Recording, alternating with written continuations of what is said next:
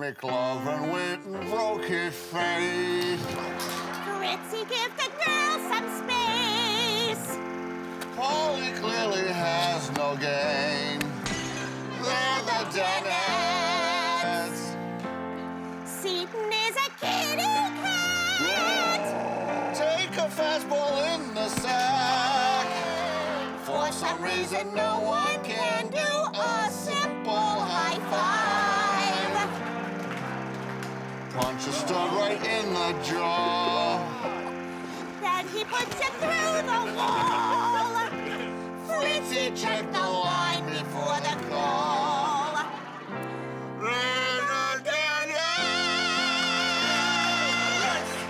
The box score. Starts right now!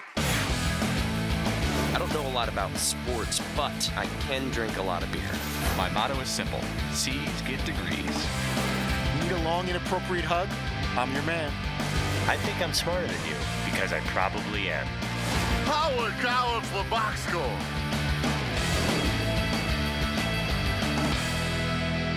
Hello and welcome to the Box Score. I'm Brock here in sunny Los Angeles, and the Danettes are joining me from Milford, Connecticut. Huge news in the NBA yesterday as former Microsoft CEO Steve Ballmer laid down $2 billion to buy the Clippers. Paulie, how soon after this news broke did Fritzy have the mock headlines rolling in? Knowing Fritzy as I do, I would guess that he was up late last night, not sleeping. I'm guessing maybe 12:30 a.m. typing situation, because they were ready pretty early this morning. I bet I'm right. Yeah, I was up late just because I don't sleep and I have to see what alternative programs going on besides the hockey and the basketball playoffs. But I started thinking of some. I didn't actually write anything down late last night, but I had some ideas. And then first thing this morning, especially since we had some guests lined up, I didn't have to obsess over that. I had a little free time to have some fun with some headlines on the Clipper alleged reported sale there. Oh, well, you guys showed video of this guy, Steve Ballmer, getting all fired up for a sales conference. Boss looks at him, says bald guy, looks at Fritzy, says bald guy. Certainly you can do an imitation. Ladies and gentlemen, Steve Ballmer! How's it going, everybody? What's going on? I'm going to show you how to be a billionaire like me. Microsoft can do it all. We're going to take over the world. We're going to buy the Clippers. We are going to make lots and lots of money. Look how excited I am. You want to be excited like me? I'm going to show you how to be a billionaire. Let's go.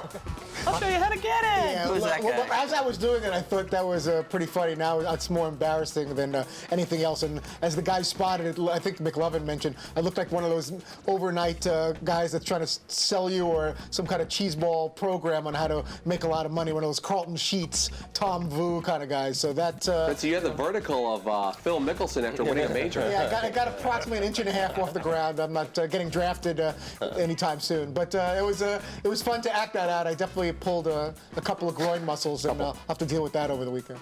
Oh, my lands. You took that same energy into the box for your Cougar of the Week, and then when you came out, the energy sprinkled all over another Danette and sent him into a conniption. All right. Yeah. Have you seen Seton's Steve Ballmer impersonation? I want to see it right now.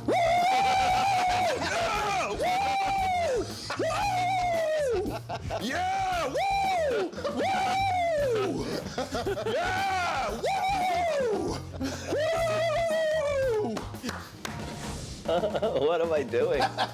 What am I doing? Some kind of like step dance kind of thing. But I just couldn't believe how stiff he was, sort of gliding across that stage. Well, getting everybody fired up! Yeah! Like, oh, look at this Were you dude. inspired by like a punk rocker with a guitar? Because their legs are always close together. Maybe that's what's going on? Inspired by Steve not moving his arms. I was in Yeah, the it was bathroom. really all about this. I was in the lavatory, and all I heard was screaming and yelling in the other room. Like, I can't wait to see what's going on here. Michael Flatley, Lord of the Dance. We were wondering what you guys would do with a big bankroll like that. So let me throw this out. Paulie, if you had the cash, who would you buy? Would you go Bears or Cubs? Oh, that's a tough one because I've heard people say you don't want to own your hometown team because you screwed up, you'll get blamed. I think I'm going to go Bears. This is tough because I would hate to contribute to the Cubs losing ways more so than they already have been. McLovin, how about you? Eagles or Phillies? Oh, well, the current state of teams, I'm going Chip Kelly all day and twice on Sunday. The Phillies' average age is like 49 years old, so based on the quality teams, I'm going Eagles. Okay, Seton, Yankees or the Patriots?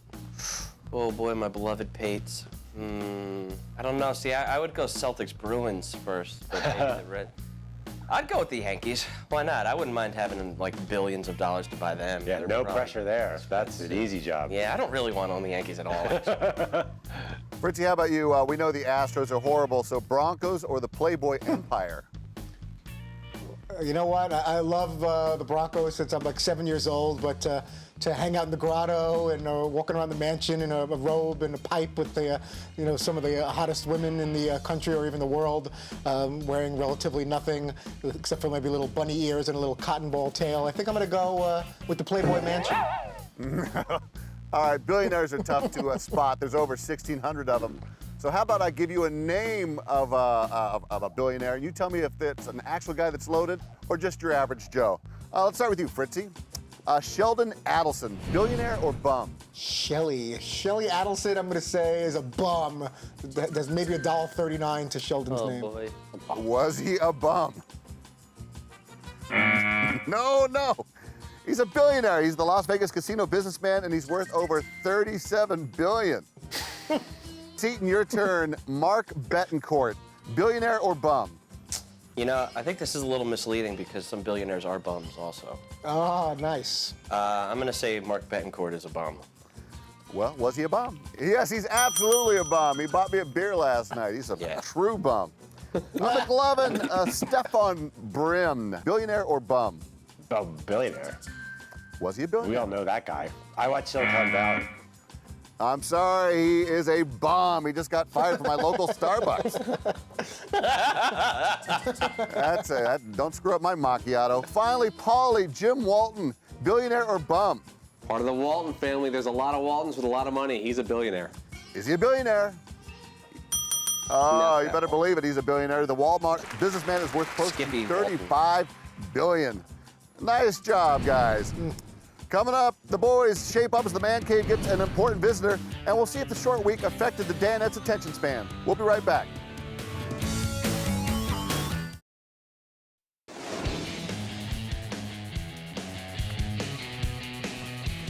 Welcome back to the Box Score. You guys all knew Dan's mom was going to drop by today. Fritzy, why were you the only one who wore a suit? I don't know. I felt like dressing up. It's Friday, Fritzy. I was in good spirits. I had some guests lined up. I knew Dan's mom was coming in, and I just, it wasn't something I planned the night before. This morning, I was like looking around. A lot of the stuff that I normally wear was in the hamper, getting ready to be washed by my lovely wife. And I'm like, you know what? I think I'm going to throw on a sport jacket and a tie, which Paulie corrected because I'm not great at making ties, but he helped me straighten it out before the show started, which I appreciate. And I just thought it would be nice to put the little jacket and tie on heading into the weekend with Dan's mom here. Well, she did visit you guys in the final hour. McLovin, the boss said she likes you because you played dumb, and you seem to be honored by that comment. Why is that? I have an ability to take half of a statement, so all I heard was she likes me. I didn't really care. The rest is just details. Well, Brock, you know what? As she said that, I looked towards McLovin, and he paused for a second, and I thought he was going to say, I'm not playing dumb. And if he would have said that, it would have been so perfect, because, that would have been just right on a tee. I think you were about to say that, McLovin, and you kind of hit the brakes. Well, you're saying I'm dumb, Paulie? Moving on. No, we can address that. That's fine. As always, the boss asked the tough questions. So he went to Mom and said, which one of these guys do you like least? That Fritzy, he got all dressed up. No, he just didn't. for me. All right, so you're saying Paulie is your least favorite. He can handle it. He can handle it. He can? Yes, he can. Oh, okay. So is Paulie your least favorite? No. Oh, he's not. So then Seton is. No, not really. Well, that's a lie. I wish he'd get rid of this, though. Seton, my mom wishes you would shave. Yeah. All right. Yeah. That I don't like. Man, what a crusher that is, huh? The shot. The shot. Yeah, unfortunately, my wife likes the beard, so keep it around for her. Although I appreciate Dan's mom's feedback on my William facial hair. Yeah, that's pretty disappointing. Although I kind of had a feeling that I was somewhere, around the bottom area, because I almost never get any type of reference. And I think she's the one who started calling me Seaman. And that was really where it was like, you know what, she might not be too fond of me if she asks, how's Seaman? But that was her hugest contribution to this show's history. calling you Seaman. True, yeah, and that's stuck because there's many times that we're out in public, like at Drafts at the Draft, and Dan across a crowded room goes, "Hey, Seaman, come on over here." And you're like, oh. It always sticks. Why is Dan's mom calling you Seaman? I mean, she's an elegant woman. Yeah, I don't know. That's a question. And maybe next time when she's here for the Christmas show, I can ask her why she calls me Seaman. Christmas show. But some things will remain a mystery until then. All right, Fritzy, let's go to you. Dan's mom said he lies a lot. Do you agree? Lie is a harsh word. I think Dan embellishes with his personality and his fondness for telling stories, which he tells very well, and he loves making people laugh. And I think for the most part he keeps to the story. But it wouldn't surprise me if he flavored it up a little bit for entertainment purposes. It's unfair for me to say that because I don't have a specific example, so it's kind of mean. I'm for not me scared to say it. Dan, think there's almost nothing about Dan that you know of that's actually the truth. It's a complete facade, okay? Hair is a toupee. The baby blues that you need GPS so you don't get lost in are contacts. The silky smooth tones, that's a microphone and processing, dude. If you've ever had a conversation with him in person, his voice is sort of up like this, and then we sort of bring it down. Dude, it's a whole sham. You know, Brock, when I started working with Dan way back when, he told me he had a priest in his parish. His name was Father Blomy, and I didn't believe that for a second. And Dan was so upset that I didn't believe him that when we went back to his hometown for a golf tournament, he sought out different people and said, confirm what my priest's name is, and he was right. Bless me, Father Blomy. Revisiting the dumb comment towards McLovin, Paulie, do you think this qualifies as playing dumb? McLovin having all sorts of issues here at the desk.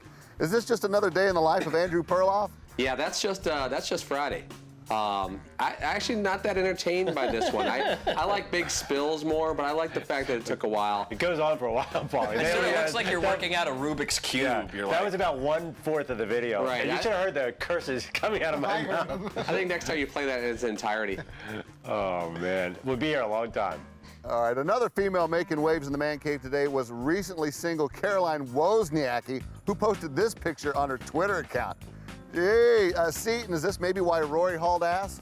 Man, I don't know. Rory seems to be sort of an up and down. He has trouble with consistency. He's sort of in it one minute and out the next. And but I think that Rory's probably under a lot of pressure right now and maybe a little skittish, as it were. Fritzy, we all know how ex-girlfriends can be. Do you have any horror stories? There was a young lady named Cindy. I'll leave the last name out to protect the innocent or not so innocent.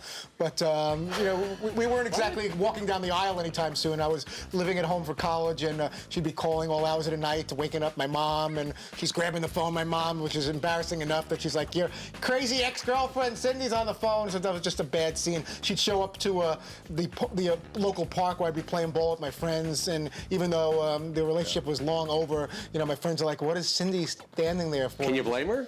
It was really weird, and I'm far from a ladies' man where she could have easily moved on and found a better prospect. But for a short time after we were done, there was a little bit of What age stalking. range was this? This was right around 1920, after the Simone years. Bay. Yeah, my stories don't really go.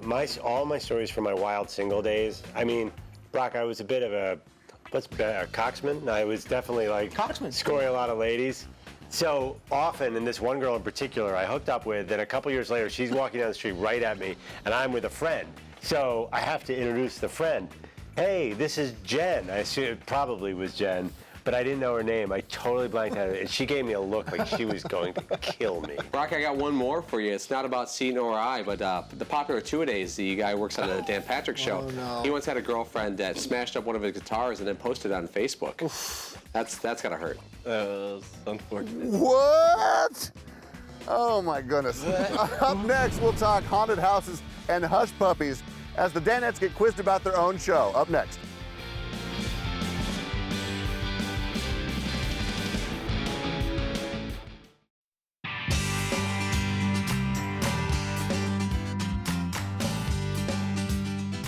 I'm going to tell you why only a half hour is not enough for the box score.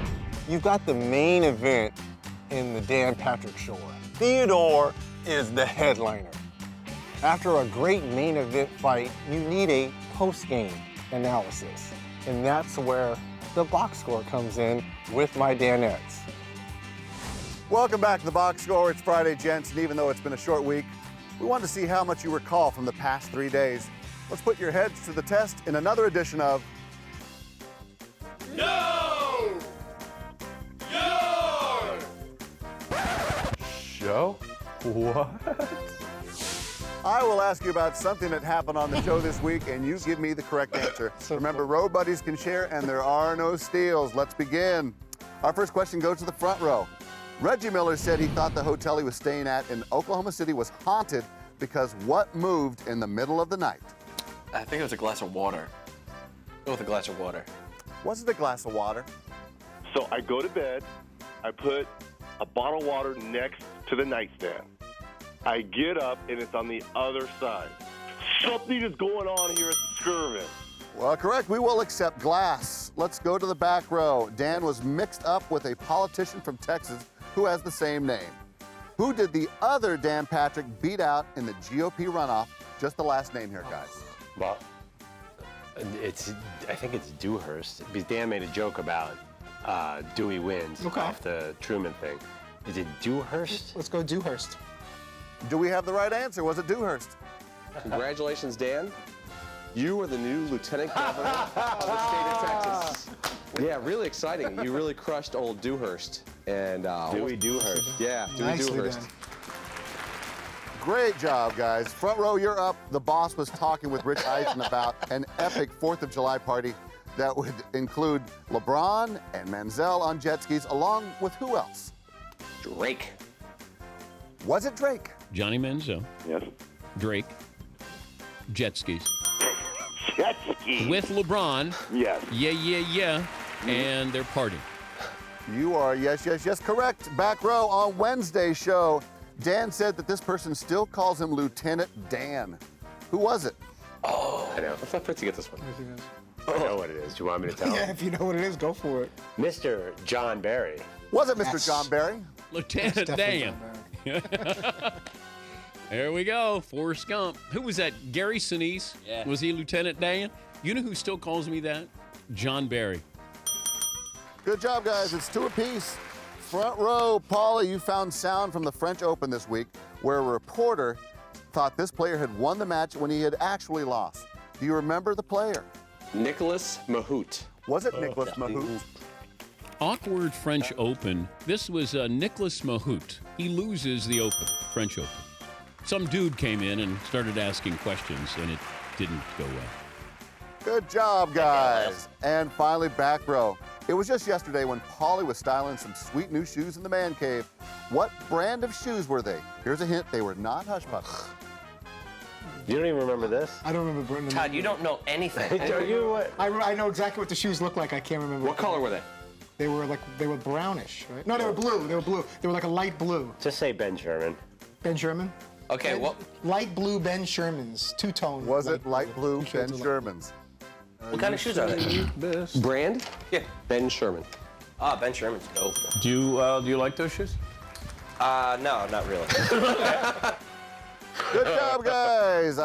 It was a tie. A tie? We were both all champions. Ooh, it's like a spelling bee. Fritzy, what was Alicia Kless wearing when you went on a date with her? She had like a purple sweater and like a little black mini skirt. That was, 20 years ago? Like a little pearl necklace. Yeah, she did. Whoa. Okay, there's more. When we return, touching out. McLovin tells us why he thinks it's funny, making fun of young students in his mind.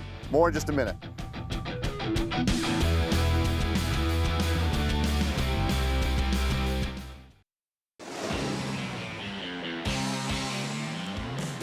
Welcome back to the Box Score. We found out today that Donald Sterling is the newest, most hated man in America. Seton, would you say McLovin is the most hated Danette, perhaps? Yeah, I would have to say that he is. Well, before you go there, is that by listeners and viewers or people in the building here? Okay, well, this is always the different answer because when we go listeners, viewers, it's McLovin. When we go in the building here, it's Paul. So it depends on who you're asking. That's fair enough. Well, maybe apparently McLovin doesn't discriminate when it comes to being mean, even when it comes to 11-year-old kids. Did you see where the spelling bee ended in a tie? There's no ties in spelling bee. They ran out of words. Yes, McLovin. They should, on the male contestants, try words like girlfriend or date. Oh. I'm allowed to say that because, you know, I wasn't exactly doing well at that age. So mean. Mean. That's mean? It's a little mean That spirit. was awful. Oh my God! The three of you jerks are calling me mean for that? McLovin, I was surprised you would do that to children. First of all, 11-year-olds. the rule of comedy is you're allowed to make jokes if you are in that group. And I was an 11-year-old nerd, and I'm allowed to make fun of other 11-year-old nerds. And I don't know if the rest of you were nerds at 11. You probably can't make that joke, but I can. Oh, well, can you now push them down in the hallway since you're 30 plus? Oh, bully. Yeah, now I can. Yeah, but at that age, I was like 18 years old and weighed about 125 pounds at 6'3". So believe me, Brock, you were the kind of guy who would have pushed me around the hallways. I have no doubt about that. No. I spent many a time stuffed into a locker. Before we go, Paulie, we examined your creepy laugh yesterday. I believe it sounded a little like this. Paulie, you noticed a very similar laugh today. Who was it? I did. It was a popular guy, Seton O'Connor, right here. He kind of sampled me and it sounded like this. Yeah.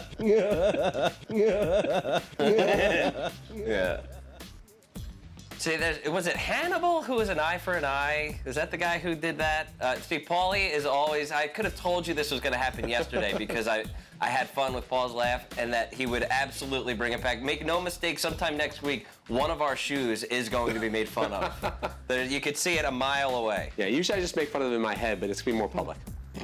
Fritzy, please tell me you've booked someone funny next week so we can get more of these laughs. Well, Reggie Miller is always funny. He'll join us on Monday. Kevin Costner is expected sometime next week. You said that last week. I know, I keep saying it. Steve Kerr this week. Now, maybe that's next week.